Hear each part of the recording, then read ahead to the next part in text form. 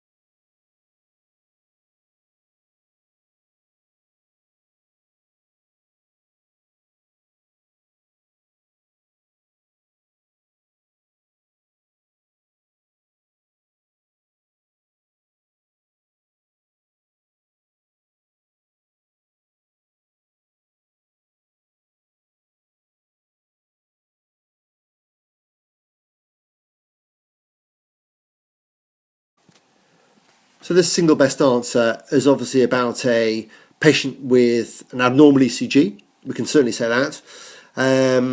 You're given some clinical information which is relevant. There are a few relevant things about that. The fact is they're age 68. You can surmise about what their pathology might be. They're in the emergency department, so they're ill.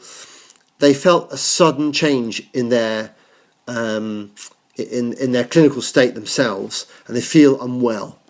But they're awake, they're conscious, they can speak to you, they have no chest pain, and of course they've had an ECG taken, and the various observations, the most obvious one of which, of course, is the high heart rate of 172, the profound hypotension, it's a good going hypotension, isn't it?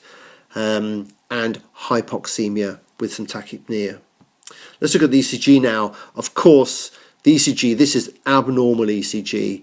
We say this is a broad complex ECG, isn't it? But let's not. If you are faced with this in an OSCE, don't forget, you can go through your normal ECG, saying this is a 12-lead ECG of this patient, normal amplitude, normal rate. And you can either then say the obvious abnormality is X, which would be a broad complex tachycardia, or you can go through. But as you look at it, you can see clearly the complexes are not normal. It's tachycardia almost 300, let's say certainly more than two big squares. Two big squares would be 150. So it's between 150 and 300, nearer 300 beats per minute. The complexes are abnormal. You can't really identify normal complexes here. There's no normal R-wave progression, we'd say. So I think we're going to say this is a broad complex tachycardia. I think we'd have to say that. So the Resuscitation Council have given guidelines on what to do about this sort of thing. It's called peri-arrest arrhythmias or peri-arrest dysrhythmias.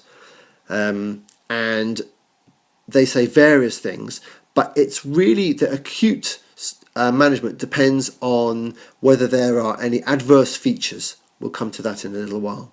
So let's look at these in turn. So what will be the best course of action? 200 joule shock. Well, I haven't said here that the shock is synchronized. So if the patient's conscious and it's not actually an arrest rhythm, clearly it's not an arrest rhythm, you can feel a pulse, there's a blood pressure, there's consciousness, you should not give unsynchronized shock.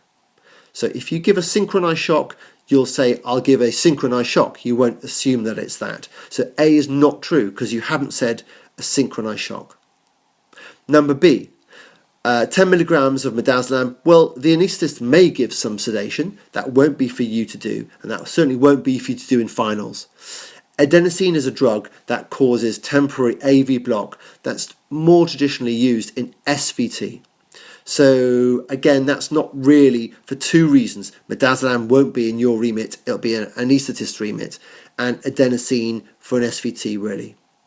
C, well, synchronized shock. In fact, the Resuscitation Council say that for broad complex or AF, 120 to 150 joules of synchronized shock would be the appropriate treatment, of course, after sedation.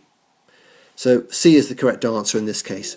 Chest compressions would be the case if there was no pulse, no blood pressure, the patient was not conscious. So if you saw this, this would be a pulseless VT if the patient had no pulse, was unconscious and so on. That would be appropriate. And E, vagal maneuvers are something we do to try and convert an SVT. And of course, I've put bilateral carotid sinus massage. You'd never do bilateral carotid sinus massage because, of course, it would include certainly the anterior blood supply, not the vertebrals, but the anterior blood supply via carotid arteries to the brain. Of course, you're not going to do that. So the right answer here is C. The next slide, I've put the adverse features. So if someone has an SVT, a VT or fast AF with adverse features, shock, syncope, myocardial ischemia and or heart failure, this is a true emergency. It would be reasonable to call a cardiac arrest this scenario, or to fast bleep the medical team, whatever the correct procedure is. And this should probably trigger an anaesthetic and DC cardioversion.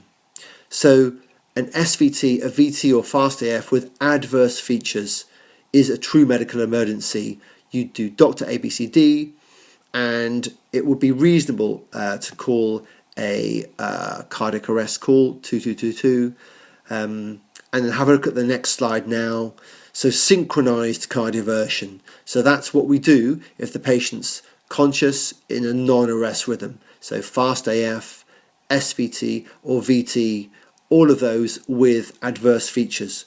Needs sedation or anesthesia because the shock is painful.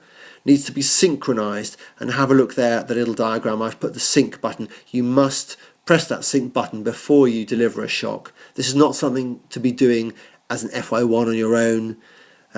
This is about stopping the shock delivering on the T wave, which can worsen the dysrhythmia.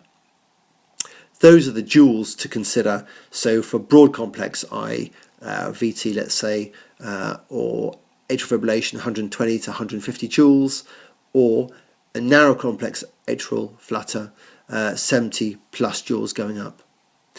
By the way, the guidelines recommend if this is not successful, if you go up to the maximum and you are still in that dysrhythmia, you'll call an expert. That'll be a cardiologist or the consultant physician on call, and they may recommend that you give IV amiodarone loading and an infusion. So the headline news here, folks, is that for a broad complex tachycardia with adverse features, that is shock, syncope, myocardial ischemia or heart failure, you should consider this is a true medical emergency, and they should probably have synchronized cardioversion with anesthetic cover.